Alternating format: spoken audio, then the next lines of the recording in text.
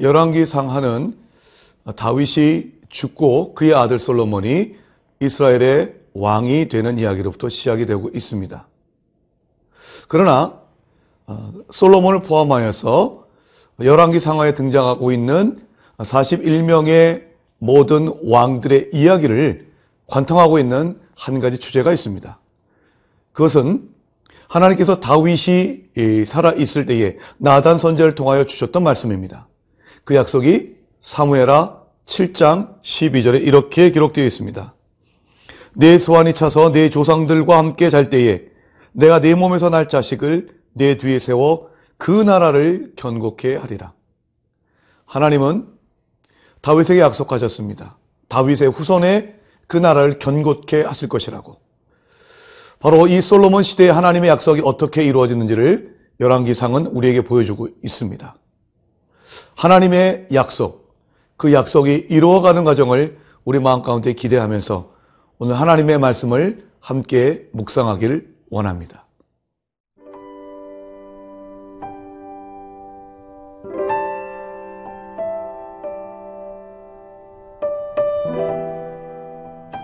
열왕기상 2장 36절에서 46절 말씀입니다. 왕이 사람을 보내어 시므이를 불러서 이르되 너는 예루살렘에서 너를 위하여 집을 짓고 거기서 살고 어디든지 나가지 말라. 너는 분명히 알라. 내가 나가서 기드론 시내를 건너는 날에는 반드시 죽임을 당하리니 내 피가 내 머리로 돌아가리라. 시므이가 왕께 대답하되 이 말씀이 좋사오니 내 주 왕의 말씀대로 종이 그리하겠나이다 하고 이에 날이 오래도록 예루살렘에 머무니라. 3년 후에 시므이의 두 종이 가드왕 마아가의 아들 아기스에게로 도망하여 간지라. 어떤 사람이 시므이에게 말하여 이르되 당신의 종이 가드에 있나이다. 시므이가 그 종을 찾으려고 일어나 그의 나귀에 안장을 지우고 가드로 가서 아기스에게 나아가 그의 종을 가드에서 데려왔더니 시므이가 예루살렘에서부터 가드에 갔다가 돌아온 일을 어떤 사람이 솔로몬에게 말한지라. 왕이 사람을 보내어 시므이를 불러서 이르되 내가 너에게 여호와를 두고 맹세하게 하고 경고하여 이르기를 너는 분명히 알라. 내가 밖으로 나가서 어디든지 가는 날에는 죽임을 당하리라 하지 아니하였느냐. 너도 내게 말하기를 내가 들은 말씀이 좋으니이다 하였거늘 내가 어찌하여 여호와를 두고 한 맹세와 내가 네게 이른 명령을 지키지 아니하였느냐. 왕이 또 시므이에게 이르되 내가 내 마음으로 아는 모든 악 곧 내 아버지에게 행한 바를 내가 스스로 아나니 여호와께서 내 악을 내 머리로 돌려보내시리라. 그러나 솔로몬 왕은 복을 받고 다윗의 왕위는 영원히 여호와 앞에서 견고히 서리라 하고 여호야다의 아들 브나야에게 명령하매 그가 나가서 시므이를 치니 그가 죽은지라. 이에 나라가 솔로몬의 손에 견고하여지니라. 하나님께서 다윗의 생전에 약속하셨던 것처럼 하나님은 이제 솔로몬의 시대를 견고케 하십니다. 하나님은 다윗이 죽고 솔로몬이 등극하였을 때에 그렇게 말씀하셨습니다. 열왕기상 2장 12절 보면 하나님께서 그의 나라를 견고케 하셨다고 말씀하십니다. 하나님의 나라를 견고케 하는 방법 가운데 우선시 되어야 될 것은 바로 하나님 나라를 견고케 하지 못하게 하는 여러 악한 세력들을 척결하는 것입니다. 그래서 다윗은 그것을 솔로몬에게 유언을 하였고 솔로몬은 왕이 되자 그 일들을 하나씩 진행해 갑니다. 첫 번째는 아도니아를 자기 교만과 그리고 자기 영광을 추구하였던 아도니아를 결국은 그는 척결합니다.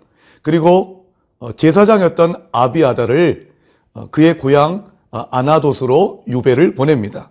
그리고 폭력과 살인을 일삼았던 요압을 또한 척결하지요. 오늘 우리가 함께 묵상할 네 번째 이야기는 그것은 바로 시므이라는 사람을 하나님께서 솔로몬을 통하여서 그의 나라에서 제거하는 일에 관한 것입니다. 솔로몬이 왕이 되어서 시므이를 불러 이렇게 이야기합니다. 오늘 보면 36절과 37절을 제가 읽도록 하겠습니다. 왕이 사람을 보내어 시므이를 불러서 이르되 너는 예루살렘에서 너를 위하여 집을 짓고 거기서 살고 어디든지 나가지 말라. 너는 분명히 알라. 네가 나가서 기드론 시내를 건너는 날에는 반드시 죽임을 당하리니 네 피가 내 머리로 돌아가리라. 솔로몬이 왕이 되어서 시므이를 불렀습니다. 여러분, 시므이가 누구인지 기억하십니까? 이 시므이는 다윗이 그의 아들 압살롬이 구테타를 일으켰을 때에 도망가고 있는 상황 속에서 이 시므이라는 사람이 나타나서 다윗을 저주합니다. 그 내용은 이런 것이었습니다. 이 시므이는 사울 왕과 마찬가지로 북이스라엘 베냐민 지파 사람이었습니다. 그런데 시므이가 보기에는 다윗이 하나님의 뜻에 의해서 왕이 된 것이 아니라 오히려 무고하게 사울 왕을 죽이고 그리고 요나단을 죽게 하여서 그 왕위를 찬탈한 것처럼 생각했던 것입니다. 그런데 다윗의 아들 압살롬이 구테타를 일으켜 다윗이 쫓겨나가는 바로 그것은 하나님이 다윗의 죄에 대한 심판이라고 생각했던 것이죠. 그래서 시므이는 그 다윗을 저주합니다. 심지어 돌까지도 던졌던 사람이었습니다. 그러나 이 시므이는 나중에 다윗이 압살롬을 평정하고 난 뒤에 왕이 되었을 때에 이 다윗을 찾아와서 용서를 구했던 매우 기회주의적인 사람이었습니다. 그래서 다윗은 이 사람을 용서하기는 하지만 그러나 그가 죽을 때에 솔로몬에게 유언합니다. 시므이를 경계할 것을 이야기하였던 것입니다. 솔로몬 왕은 바로 이 아비의 말을 따라서 기회주의자였던 시므이에게 그를 경계하는 차원에서 이 시므이에게 명령을 내립니다. 그것은 예루살렘을 떠나가지 말라는 것이었습니다. 경계를 지어줬던 것입니다. 벗어나야 되지 말아야 될 것을 분명히 이야기하였던 것이지요. 시므이 입장에서 보면 매우 답답했을 것입니다. 왜냐하면 그의 고향은 북이스라엘이고 그가 알고 있는 사람은 주로 북이스라엘 쪽에 있을 텐데 남유다에 속한 예루살렘 안에만 있다고 하는 것은 매우 불편했을 것입니다. 사랑하는 여러분, 때때로 우리가 하나님께서는 내가 벗어나고 싶은 곳에 계속 머물게 하실 때가 있습니다. 벗어나고 싶은데 하나님은 계속 그곳에 머물라고 말씀하십니다. 그래서 우리는 마음 가운데 갈등이 있습니다. 원망도 있습니다. 불평도 있습니다. 그러나 하나님이 그곳을 머물고 떠나지 말라고 할 때는 그곳에 머무는 것이 우리에게 하나님의 뜻을 이루는 길인 것입니다.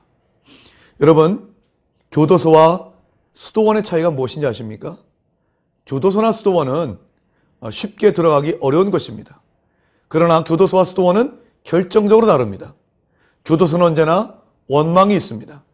그러나 수도원은 찬양이 있습니다. 교도소와 수도원이 들어가기도 힘들고 나오기도 어렵지만 그러나 그곳에 있는 사람들의 삶의 태도는 전혀 다른 것입니다. 사랑하는 여러분, 지금 있는 그 자리에 대해서 원망하고 있습니까? 그렇다면 당신은 교도소에 살고 있는 사람인 것입니다. 영적 시무인 것입니다. 그러나 그 자리가 하나님이 주신 자리이고 비록 어려움이 있다 할지라도 꾹 참고 인내할 때 그 자리는 바로 찬양이 넘치는 수도원의 자리가 될 것입니다. 돌아가신 시인 구상 스님이 이렇게 말씀하셨습니다. 시방 내가 앉은 그 자리가 꽃방석이니라. 가시방석에 앉아있지만 그것을 감사함으로 받아들인 자에게 꽃방석으로 바뀌는 놀라운 역사가 있게 될 것입니다.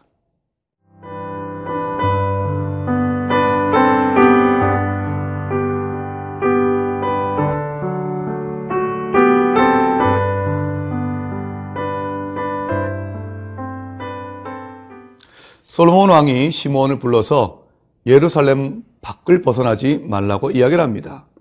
그 안에만 머물라고 이야기한 것이죠. 일종의 주고 제한 명령인 것입니다. 솔로몬이 시므온과 이런 명령을 내린 이후로 3년이란 시간이 흐릅니다.